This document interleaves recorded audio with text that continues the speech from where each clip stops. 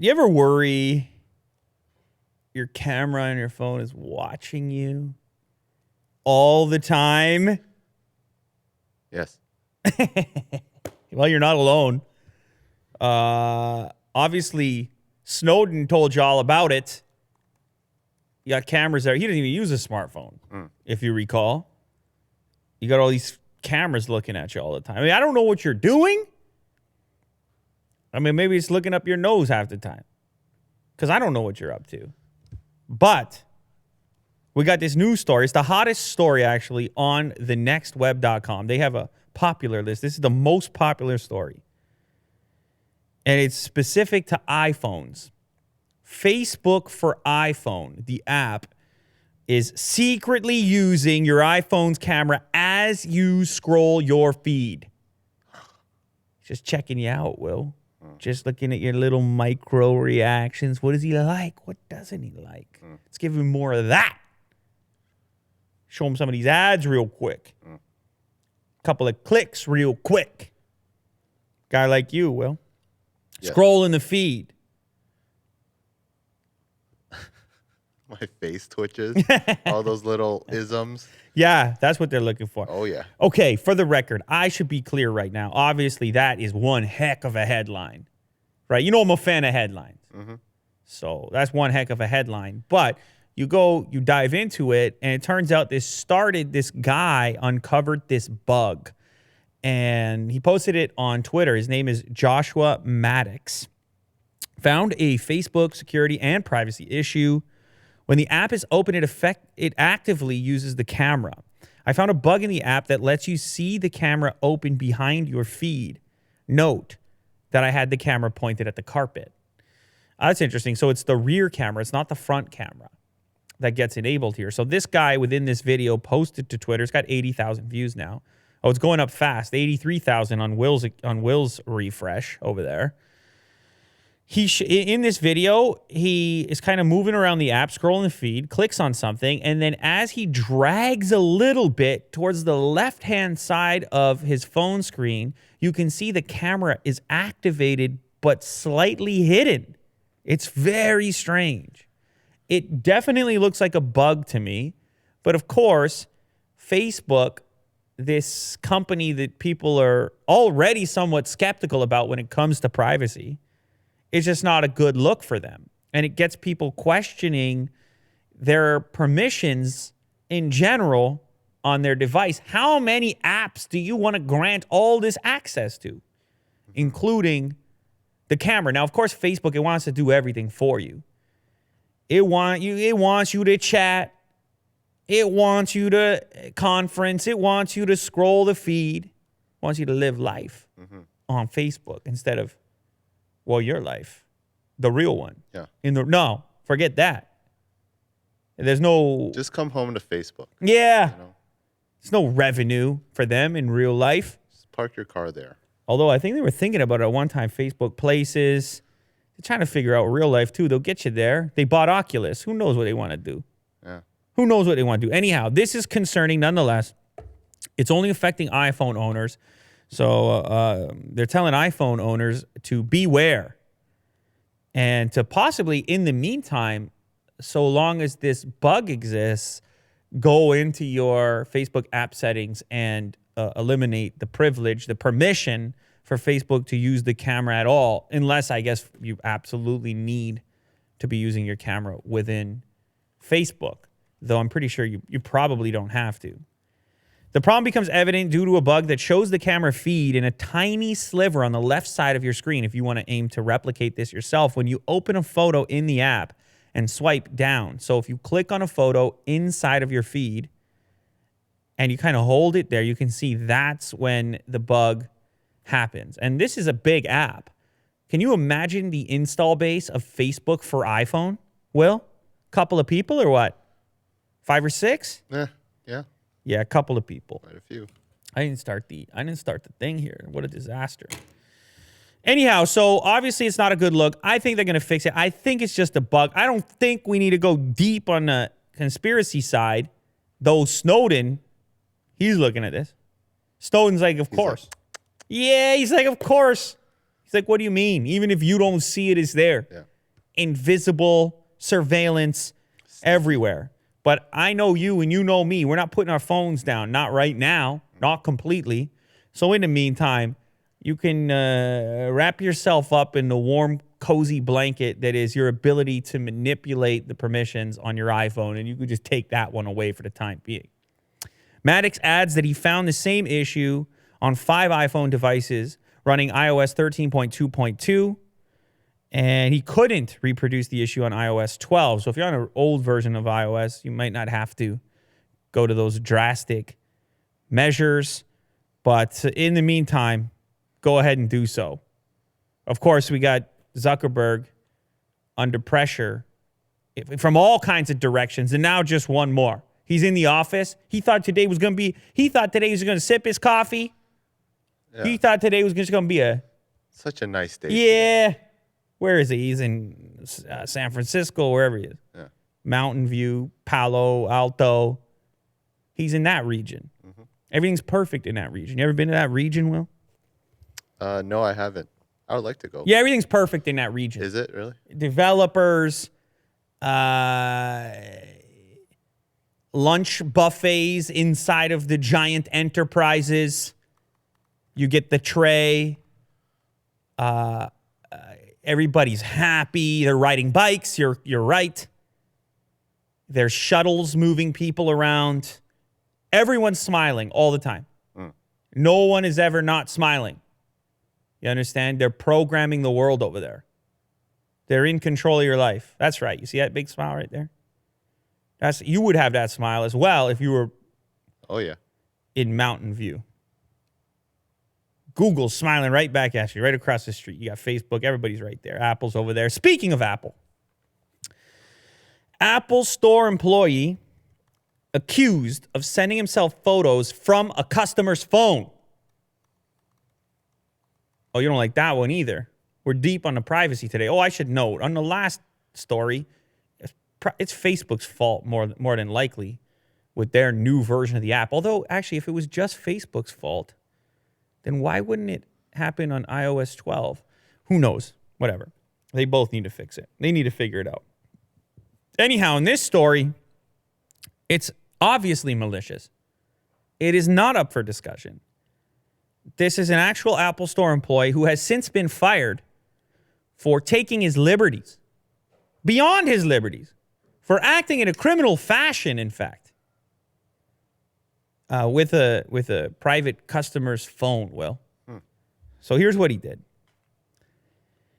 Gloria Elisa Fuentes. She comes into the Apple Store. She's got a problem. She's got to get the screen repaired. It's probably such a common occurrence. She went to the Valley Plaza Mall Apple Store in Bakersfield, California. This report coming via Mashable. She got home and discovered a new text message sent from her phone to an unknown number. Okay, you see how this works, Will?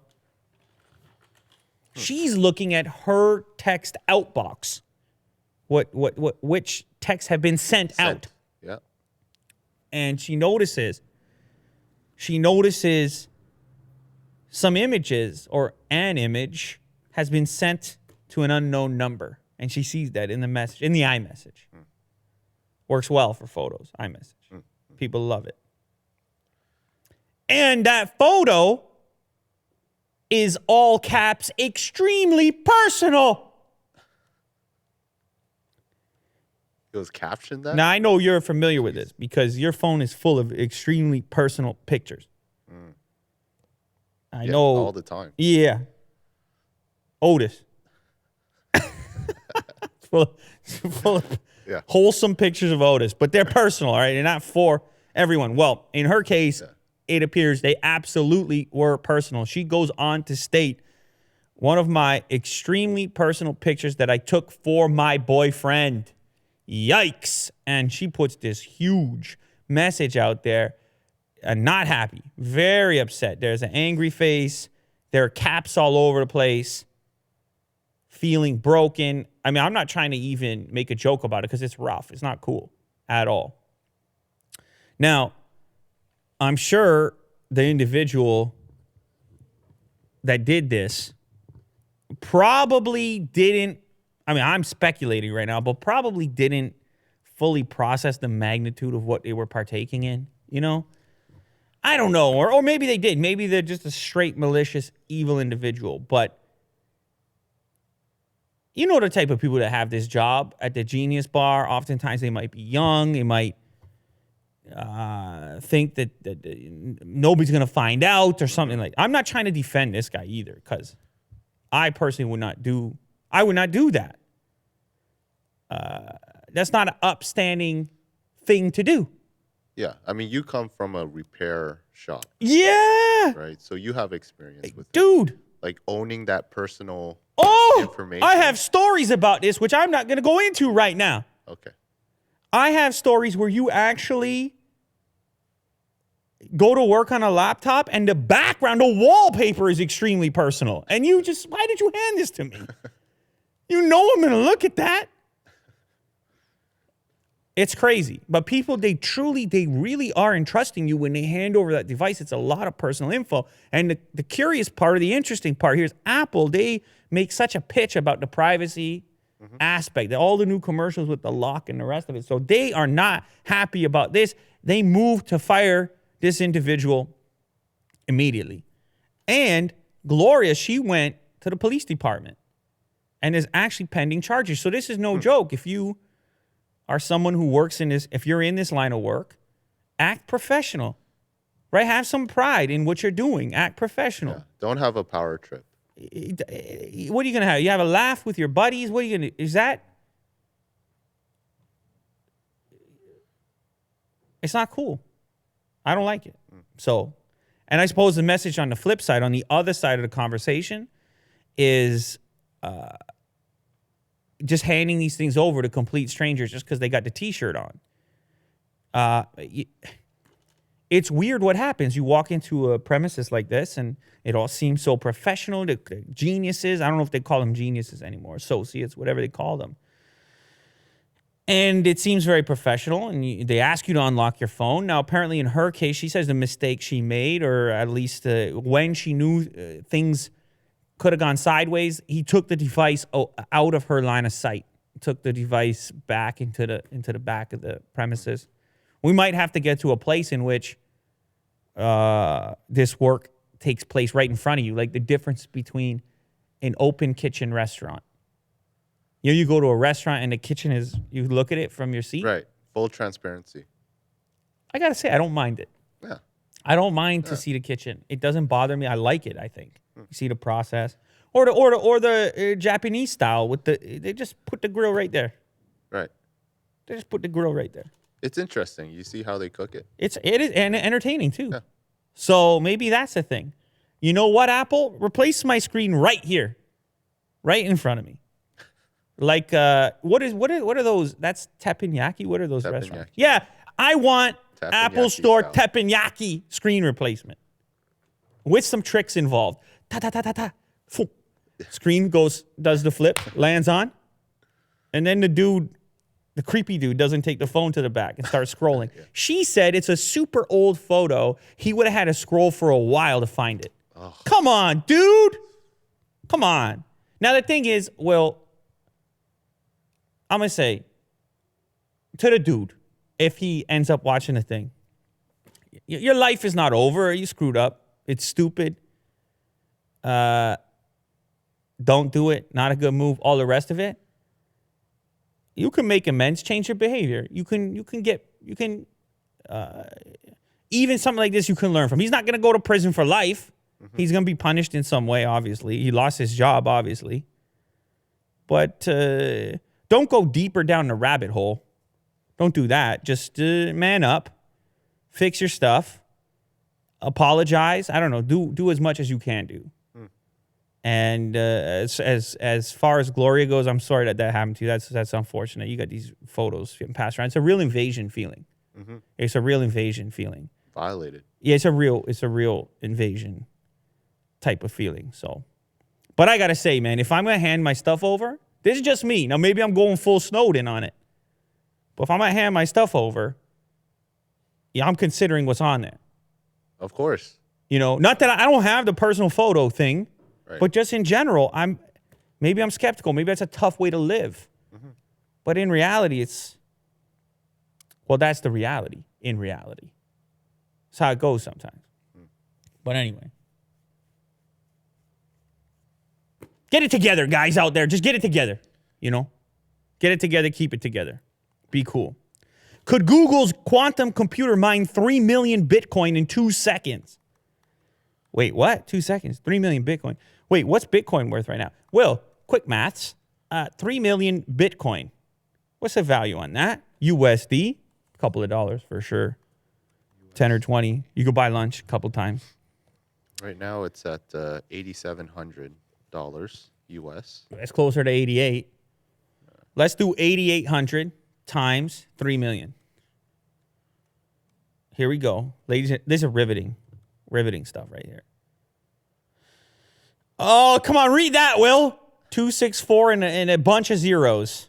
Oh my God. Is that 26 billion?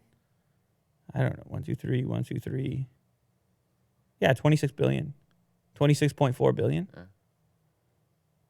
Or are we beyond billion? Because if we're beyond billion, we must tap it out. This is billion. This is 26 trillion. Stop it. Right? I don't know. No. Wait. No. No. This is million. This is billion. Yeah, 26 billion. Sorry. Yeah, okay. Holy moly. Will. Too many zeros.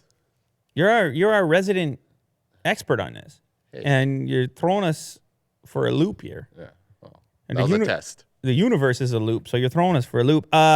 It's a lot of money, obviously. And this has been the fear when the whole quantum computer thing started getting talked about, or quantum supremacy more importantly. Now, you know what? I tried in that video to talk about it, try to discuss the concept.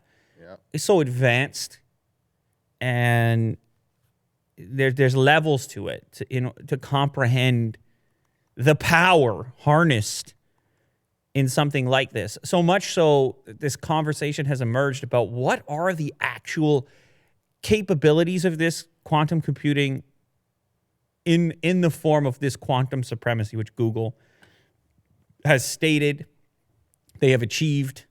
IBM also working in the same area. And of course, when the quantum supremacy statement was made, Bitcoin people started coming out of the woodwork, as you would if you were a Bitcoin person, and started having a discussion about the security or future of Bitcoin in the presence of quantum supremacy, and whether or not quantum supremacy, quantum computing, could be a threat to Bitcoin as a whole.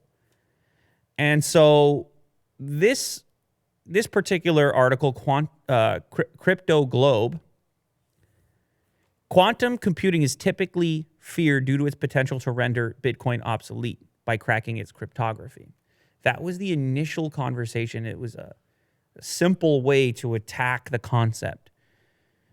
But apparently the real threat, according to a Medium post on the theory, was the capability of the quantum computer to perform a computation fast enough, capable enough to have enough horsepower, essentially, to mine so much Bitcoin so fast that Bitcoin itself would have to be adjusting for the new difficulty associated with the new horsepower that everybody else's mining potential would be rendered obsolete, and therefore the currency, if people calling it a currency, the crypto would be rendered useless, shut down, or at least it would lack some functionality. It would be held in some sort of a holding pattern on freeze. Mm-hmm. To put this in perspective, the quantum supremacy tag here has for the computer Sycamore that Google made, has managed to perform a benchmark computation in 200 seconds that the world's fastest computer, the previous benchmark, was around 10,000 years. Now, the famous Bitcoin dude, Antonopoulos, he gets on and says, forget about it. We should be concerned with everything. Never mind Bitcoin. Anything that's encrypted Anything relying on cryptography, this quantum supremacy could be a problem for. Why are you focusing on Bitcoin? And there's a point to that. But Bitcoin, as you just saw, is a kind of hot target just because you can do the exchange that you just did. You can say, oh, quick 26 bill in 2 seconds, right? That's a headline. That's kind of intriguing. Now, the post has been deleted, and this guy on Crypto Globe, who deserves a shout out, obviously, Will Hazeman, he actually has a bit of an issue with the initial speculation that this would be possible, and it's mostly around a miscalculation. So he suggests that this is a little off. This speculation is a little bit off.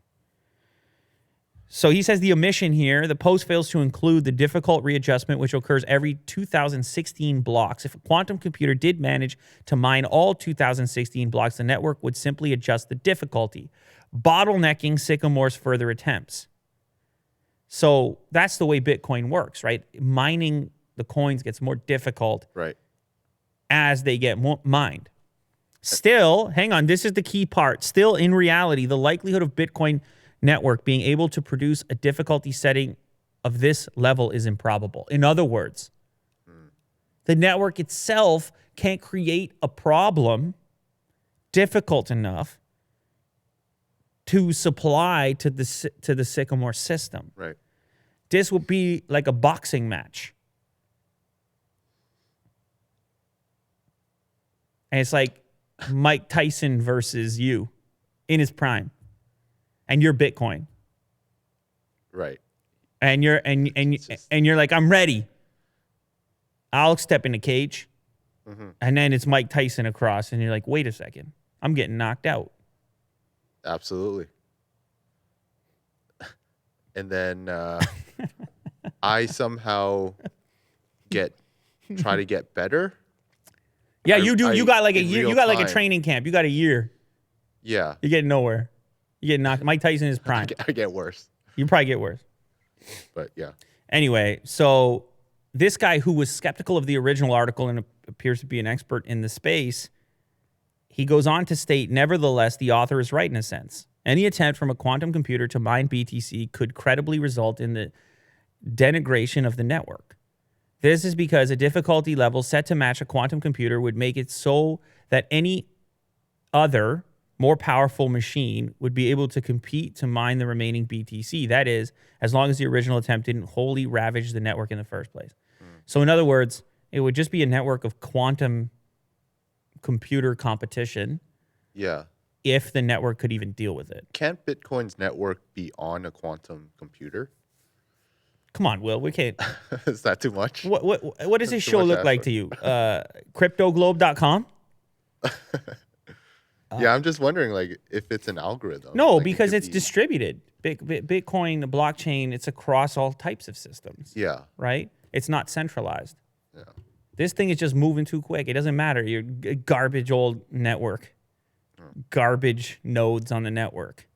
Anyway, people in the comments are obviously going to add some dimension to the conversation that we're just trying to start here. I think it's interesting to talk about. Nevertheless, the application of this quantum supremacy, it's kind of an important component in our understanding, is that once we can envision the application, then we can start to unravel the significance. Because the initial statement about what it is or what it represents, until you can put it into some type of human terms, it's difficult to grasp the potential. Yes. And so that's what this is aiming to do. Yes. Imagine a scenario in which you're talking about some serious horsepower here that could impact the globe in some way or another. It's important to note, okay, just real quick before we're off the topic, Antonopoulos came out and said, the real threat, if we get quantum computers that can do thousands of qubits without a correction and consistent results, we have a much bigger problem. The bigger problem we have is that the entire world's classified communications, confidential communications, financial systems, etc., all depend on cryptography today, okay? So and he's saying Why you guys? You see what he's saying? Everything's Tied to threatened. cryptography. Everything's threatened. Everything's threatened, including you if you're in a second-story building in New Jersey. Porsche lands into New Jersey building's second floor, leaving 2 dead, police say. This story, I saw the headline and didn't believe it.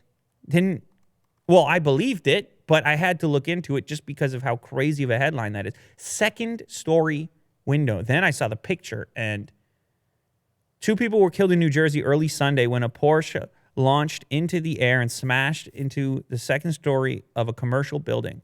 You imagine? You're on the second floor working at your desk.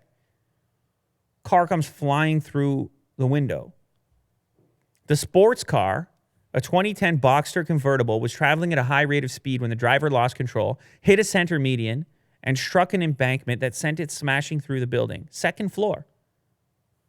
I don't know if you can get the image here, Will, but that is elevated, man. And it went clean through the building. People just chilling, working. There must have been some serious speed to launch that. That's some action movie stuff. There has to be some sort of ramp, too. Well, it hit the embankment. So, yeah, there was a ramp to it, but still, Will. Yes, it's a lot of speed. It's got to have the speed to get up that high. And it's almost unbelievable when you look at it. Yeah. There's like a large gaping hole. It's not like it just No, the car went clean in. Yeah. The crash unfolded around 6:30 a.m. as well. Why are you driving so fast? Were you late for a meeting in the Boxster? 6:30 a.m. The building, which housed a real estate office and several other businesses, was unoccupied at the time. Oh, interesting. Okay. So who died then? Must have been the people inside. The victims, 22-year-old and his passenger. Yeah, no one was in the building. Can you imagine? It could have been a lot worse, actually. Skid marks could be seen stretching across 4 lanes of traffic in the direction of the building. I mean, you'll never really know exactly what happened without some footage, some video footage, but the aftermath is probably all the indication you need of how much speed was at play. And, of course, not just the hole in the building, but the aftermath if you look at the vehicle. My goodness. The vehicle does not look like a vehicle anymore. It looks like it got crunched by one of those compactors. Yeah, exactly. So, anyway, that story was sort of trending, so I thought it would be worth... You're never safe, Will! No, I'd be like sleeping in my second floor, apartment, and then all of a sudden, car It's comes wild. in. It's a wild thought. But in reality, it's a very unlikely occurrence. And thank goodness nobody was inside, although you got to feel for the passenger. I assume the individual was driving reckless. I'm speculating, maybe not. Maybe they were just swerving out of, I don't know, something in the roadway. Who knows? But that's crazy. That thing went flying. OnePlus 7T Pro keyboard piano made out of 17 7T Pros. 17 7T Pros. They built this cool digital-looking piano. Actually, from a distance, you probably would think it was actually a piano, and they're touring this thing around. It's actually made up of 7T Pros. And they were able to get 51 keys, I believe, on there. Yes. Close enough to a regular piano's 52, I guess a certain scale of piano. They got 51 on there. They got a nice piano player on there. I didn't want to say the name of how you say a piano player because I can't. That word, it's impossible. Without laughing. No, it's just impossible to get your point across. I hear you. So I'm just going to stick to piano player. OnePlus claims this is the right kind of promo for them because they want to showcase the 90 hertz display and fast processor required to get the feedback necessary for a proper piano player to be able to execute. And so they're saying, if you have that slow refresh, forget it. You can't play these tunes. Right? They want people on the street who walk past this installment to get that instant feedback. They want them to see the OnePlus logo on there first. Yes. and then walk over and say, why is it so... Did you notice it's kind of really responsive, Jim?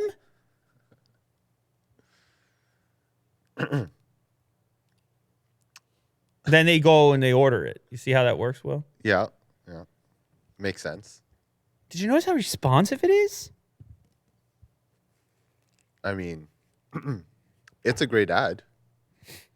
They were able to create a smooth musical keyboard using 17 OnePlus 7T Pros hooked together inside of a piano casing. They also went out and got Kareem Kamar. There he is. I mean, this guy, he's got the beanie and the turtleneck as well, and the little carpet beneath the keyboard contraption. That's going to draw a crowd, as far as I'm concerned. And he even does the thing with the hand, with the elegance. Look at that. Move. There. You never pull that off, Will. You try to pull that off, you're getting booed off stage. Oh, yeah. Booed right off stage. So, yes, very beautiful. They're touring it around to help sell 7T Pros, as you would if you were OnePlus. They're letting people play it as well, not just the professional. You could play it if you happen upon this showcase. And they even let some dogs try it. So Otis even has something to look forward to. All you got to do, Will, is get Otis to Paris, France. Okay. Helsinki, Finland. Or Tober, Germany. So what are you going to do? Where are you going? Let's see. November the 12th. Okay, you already missed Paris, France. You got Germany or Finland. And Germany's in 2 days. I think you better do Helsinki, Finland. You've never been before. Sure. No, I haven't. So sounds fun. Yeah, go check it out. Play some keys. Let's get a little. I'm gonna give a little taste here. These keys. Here we go. I'm playing a clip.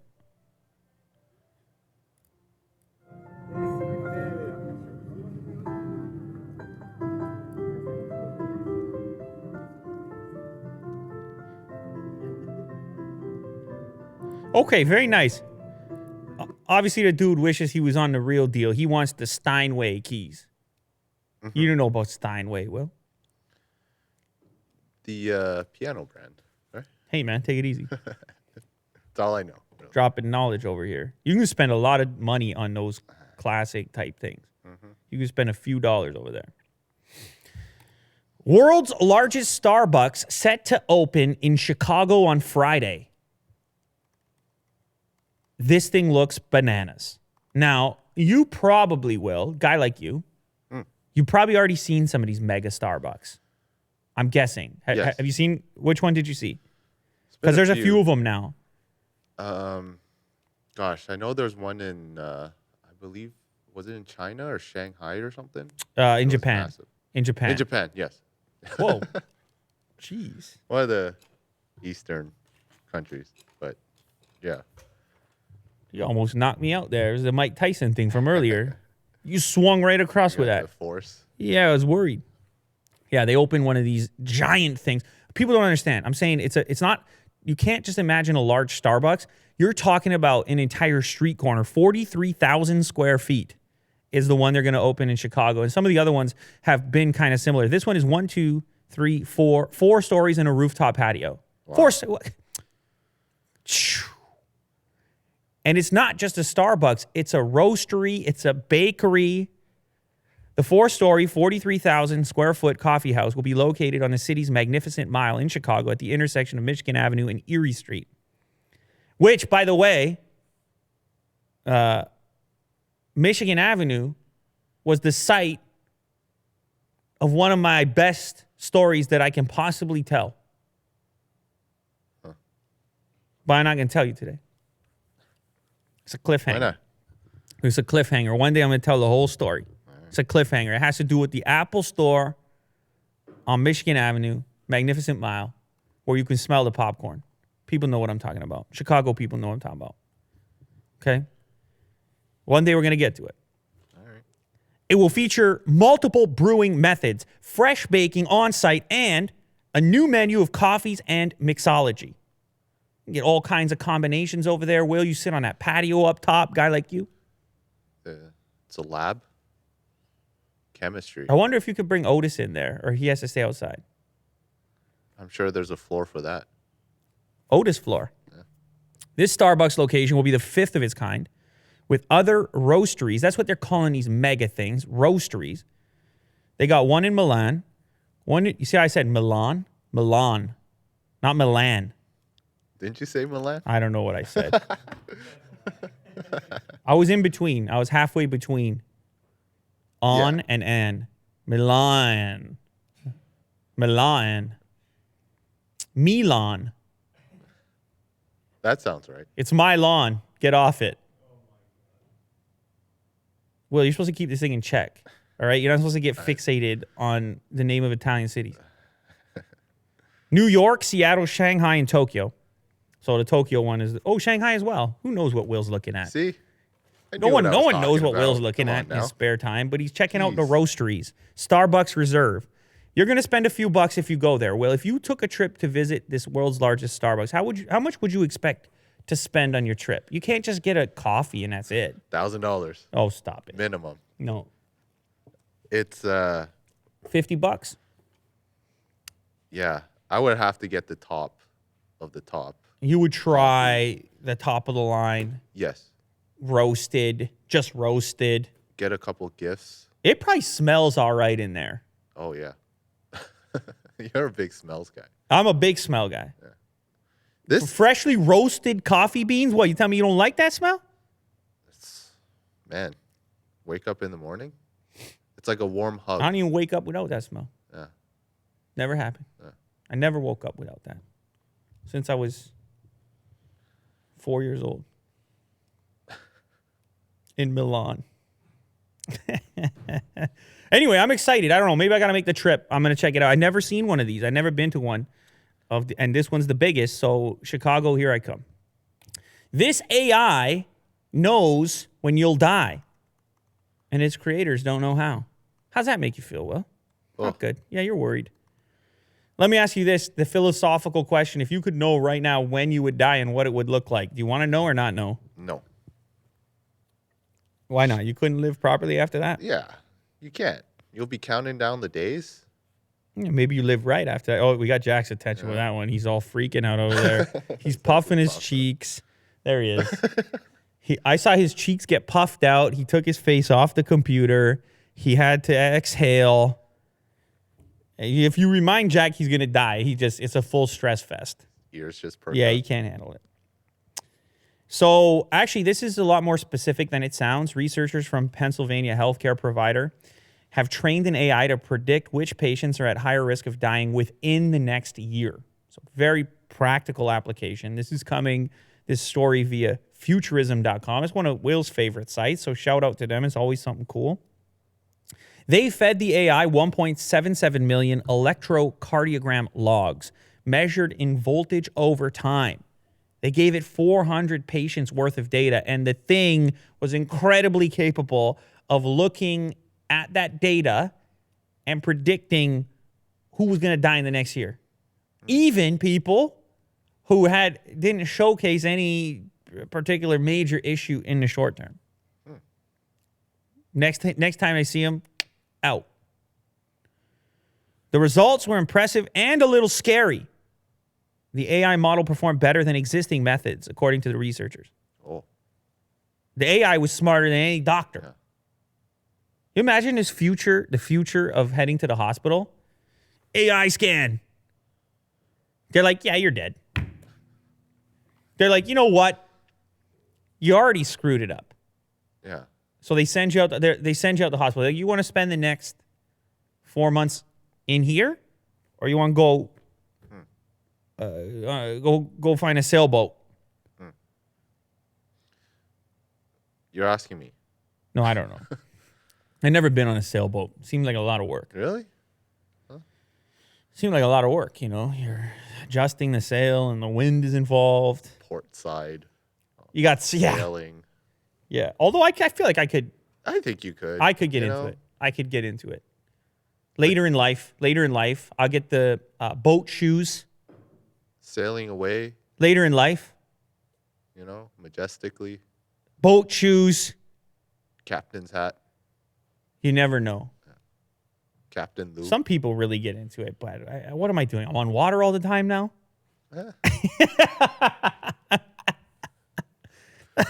Living off the grid. Oh, man, it seems crazy when you think about it like that.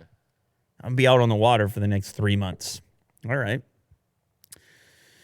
No matter what, the voltage-based model was always better than any model you could build out of the things that we already measure from an ECG.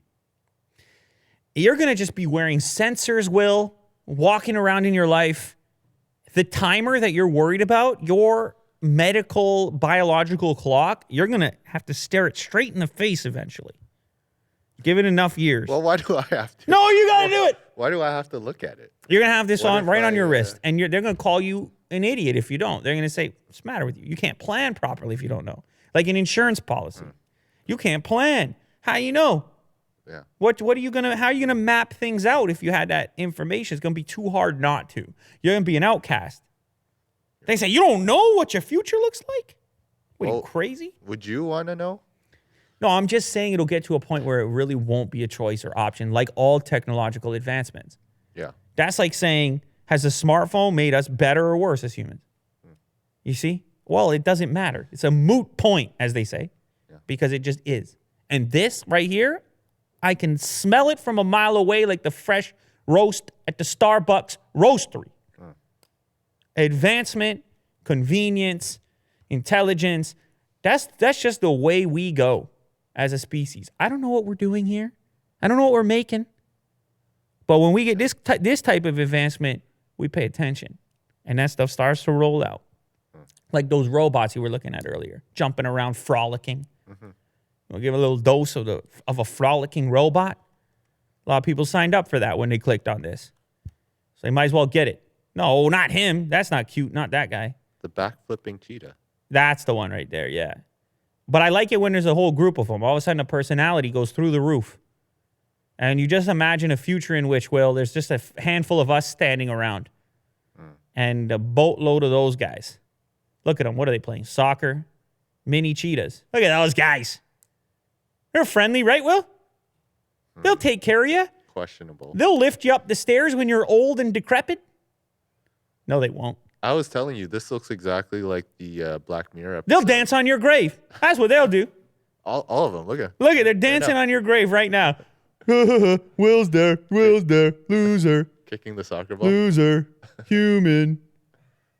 Skin. Biology. Stupid. The meat sucks. Yeah, look at them. I like when they fall and get up. Anyway, what can I say?